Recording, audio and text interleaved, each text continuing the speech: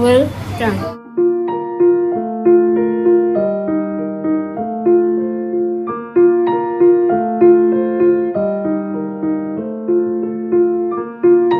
কাজ করতে পারি,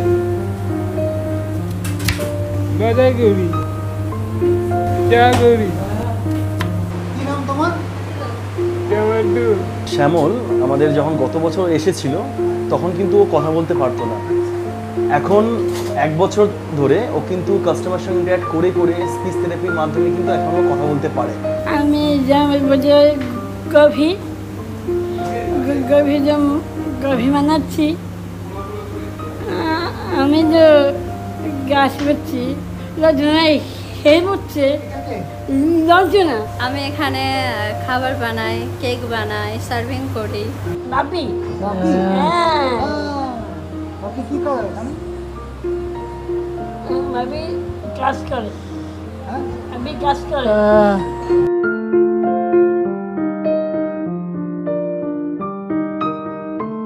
এই ক্যাফেতে আমাদের 3 রকমের বাচ্চা কাজ করে।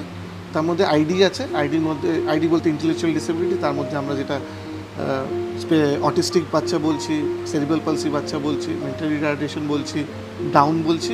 এছাড়া আমাদের এখানে ট্রাফিক ভিকটিম বাচ্চারা, আমাদের একটা হোম আছে ট্রাফিকিংয়ের হোম, মানে ট্রাফিকিং থেকে যে বাচ্চারা রেস্কিউ হচ্ছে হিউম্যান ট্রাফিকিং থেকে। আর এছাড়া আমরা রেড লাইট এরিয়া বাচ্চাদেরও, মানে সেক্স ওয়ার্কার্সের বাচ্চারা সেকেন্ড জেনারেশন প্রস্টিটিউশনকে ব্লক করা হচ্ছে, তো ওদেরও অপরচুনিটি নেই, ওদেরকেও ডিসক্রিমিনেট করা হচ্ছে। খালি স্পেশাল বাচ্চা না, আমাদের এখানে 9 জন স্পেশাল বাচ্চা, 5 জন ট্রাফিক ভিকটিম আর 2 জন children of sex workers.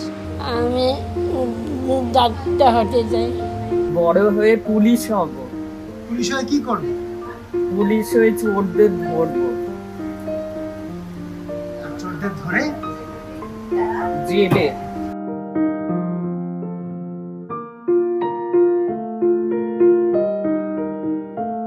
Pizza পারি, স্যান্ডউইচ পারি, বার্গার পারি, white sauce, red sauce pasta পারি, পিঙ্ক সস পাস্তা। বাড়িতে বাবা মা আর আমি। তারপর পড়াশোনা কতদূর করেছো? পড়াশুনে 8 অবধি। আমি আছি, বাবা মা দাদা। এখানে কতদিন ধরে কাজ করছো?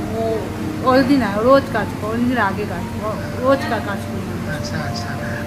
আচ্ছা, প্রথম মাসের মাইনে পেয়ে কি করেছিলে? মাইনাপকে কেনাকাটা দিয়েছিলাম, কেনাকাটা হয়েছিল, মাইনাপে সব দিয়েছিলাম। কি কিনেছো? জামা প্যান্ট হ্যাঁ সব দিয়ে রোজগার করেছিলাম। पास्ता बनाते हैं, पिज्जा का डो बनाते हैं और सब्जी खाते हैं और मिठाई बनाने आता है, मिठाई रसकदाम। প্রথম মাইনে পেয়ে কি করেছিলে? জামা প্যান্ট কিনেছি। আমরা তো অরফ্যান বাচ্চাদেরকে নিয়ে কাজ করি, আমাদের হোমস আছে। তো এই হোমে যে বাচ্চারা আছে যারা স্পেশাল, তাদের জন্য সমাজের সিচুয়েশনটা আরও ডিফিকাল্ট, কারণ ওদেরকে সাপোর্ট করার জন্য তো কেউ নেই। 18 বা 24 বছরের পর যখন এই বেরোচ্ছে, তাদের জন্য কি জব অপরচুনিটি আছে আর কে এদেরকে অ্যাকসেপ্ট করছে? এখানে যখন আমরা এই মনোবলটাকে বুস্ট করলাম, এই ক্যাফেতে শুরু করার 6 মাস আগের থেকে ট্রেনিং দিচ্ছিলাম, কিছুই করিনি, যেরকম একটা নর্মাল লোককে ট্রেন করেছি সেইভাবেই করেছি। কিন্তু যখন এটা ভুল করছিল, তখন আমরা এটা বলিনি কি ছাড় তুই করতে পারবি না, আমরা বলেছি তুই কর, ভুল হয়েছে কোনো ব্যাপার না, আবার চেষ্টা কর। একটা বাচ্চাকে আমি 6 বছর 7 বছর হোমে রেখে তাকে মানুষ করে রাস্তায় যদি ভিক্ষেই চেতে হয়, তাহলে আমি ওকে হোমে রাখছি কেন? আজকের ডেটে যেখানে প্রিভিলেজ লোক ভুলে গেছে সমাজের ব্যাপারে, আমরা একটা এরকম মডেল বের করছি যেখানে একটা প্রিভিলেজকে আমি চান্স দিচ্ছি কি মাত্র খেয়ে সে সোশ্যাল ওয়ার্ক করতে পারে। আর আন্ডার প্রিভিলেজ বাচ্চা, এই যে 16টা বাচ্চা এখানে কাজ করছে, আমার কাজ করে এরাই তো চালাচ্ছে ক্যাফেটা, এটা এদেরই ক্যাফে।